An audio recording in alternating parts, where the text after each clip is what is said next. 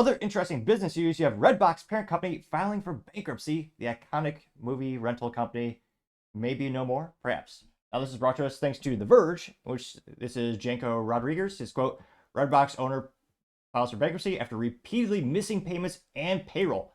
The company hasn't paid employees in over a week and owes money to almost everyone in Hollywood. Which, interestingly enough, they're actually owned by Chicken Soup for the Soul Entertainment, which I had no idea they're still in business. I knew them, and I'm pretty sure it's the same company that makes those Chicken Soup for the Soul little books that people read. I don't think I actually bought one, but I checked one out at the library back in the day. And I mean, Redbox was one of the best inventions when it comes to movie rentals.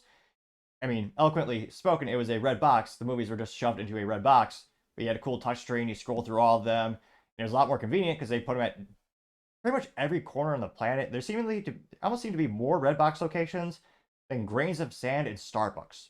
Like they were everywhere. And they're, I mean, when I was a kid, back in my day, it was $1 to rent it. Like it was basically nothing relative to Blockbuster and all other ones.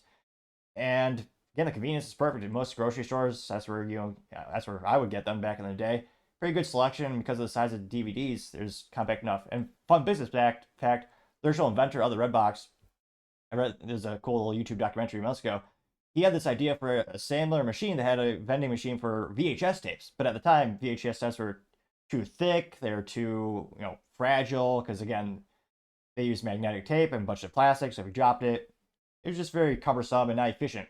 But thanks to the DVD technology and then subsequently Blu-ray, I mean, those red boxes could hold probably thousands of DVDs.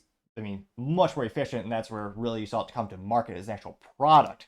Now, going back to the article, they say, quote, Redbox owner Chicken Soup for the Soul Entertainment filed for bankruptcy protection. This comes after the tail end of a month in which the DVD rental company defaulted on loans, saw an order in its order for its cars to be repossessed, and missed payroll for many employees.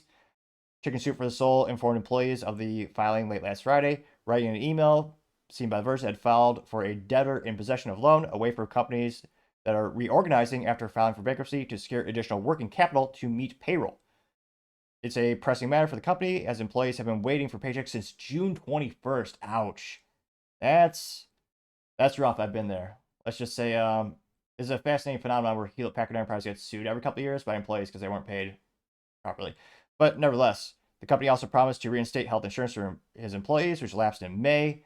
However, it's not certain that the company will be able to secure such a loan. Chicken Soup's bankruptcy filing shows that the company owes money to a large number of retailers, including Walmart, Walgreens, as well as major Hollywood studios like Universal, Sony, Lionsgate, and Warner Brothers. Other creditors include smaller studios, streaming platforms, and small TV manufacturers, with a list of names including BBC, Vizio, Plex. Oh my gosh. They note that Redbox and Chicken Soup owned Crackle have been operating their own free ad-supported streaming services in a variety of platforms. The company also owes money to its landlords, the vendor it rents its car fleet from, and others.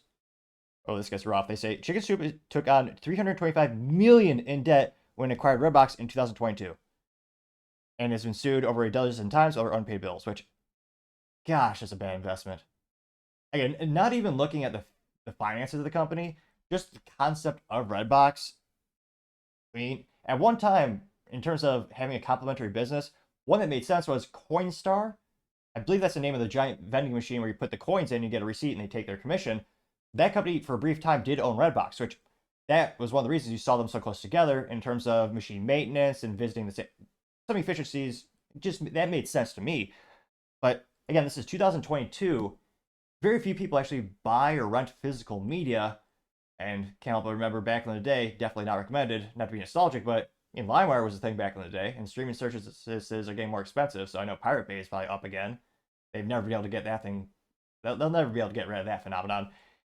And again, there are obviously there's use cases for having physical media. I mean, personally, I love to own physical media because it cannot be censored, cannot be edited, and if your favorite movie is gone away from the streaming services, well, you're screwed. If you have physical media, it's yours. It's actually a product you own.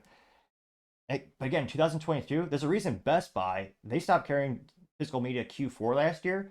So you can no longer buy physical CDs and DVDs and Blu-rays from Best Buy. Not that you would ever want to go to Best Buy. But yeah, they bought it in 2022. Even if it was pennies on the dollar, just the concept of Redbox, oh, obviously we're seeing it's not sustainable. I'm so shocked that they bought it that recently, relatively speaking. They note that the company recently settled one of its those lawsuits with the NBC Universal, but probably missed the first agreed upon payment, leading to a court order to pay entire $16.7 million balance. Altogether, Chicken Soup has $970 million in debt according to his bankruptcy filing. Oh my God. And again, I'm not sure how many DVDs you have to rent to make that money. That's an inconceivable amount of debt amount for that company. And I know they have, even to this day, where was I at? I know my podcasting team loves the my interview podcast team. They really like the Tom Thumb sushi. So we'll go there every couple Fridays, and we'll see the Redbox vending machine, and it's cool. I'll take a look at it, but I don't even think I've touched the screen in years. So it is sad to see that they're going through bankruptcy, and I hope everyone's going to get paid promptly and properly, and hopefully they get the health insurance as well. But in terms of, can this company make a comeback in 2024?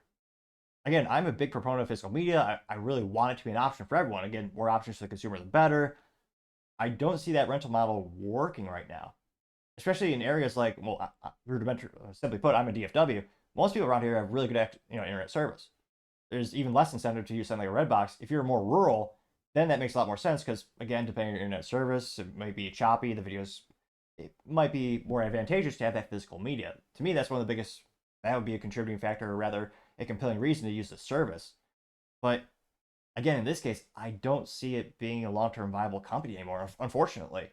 And I mean, if they end up going bankrupt for good, rather, well, shoot, let me know in the comments if you see one of those Redbox signs, because I'll add them to the wall of defunct businesses behind me, because I love business history. This especially, I mean, when I was a kid, back in my day, this is one of the coolest, convenient things that we used. Granted, that was also when I saw the highest level of people using it, me and my friends, is before the dawn of streaming, where now you have more streaming services than you can possibly count. But let me know, do you have any fond memories of Redbox? Do you think they'll actually make it out successfully? Put your comments down there, because I'd be fascinated to hear what you have to say. Thank you, everyone, for taking the time to tune in. Again, trying to get to 4,000 subscribers at the end of the month. So if you could click that button, I would greatly appreciate it. Also, leaving a thumbs up, thumbs down, or a comment is a great way to give me some additional feedback, letting me know how I can make the show better and better. Lastly, don't forget to take the time to tell your family, tell your friends, tell your coworkers, heck, tell your enemies, tell anyone and everyone. Just stay safe, fight the good fight.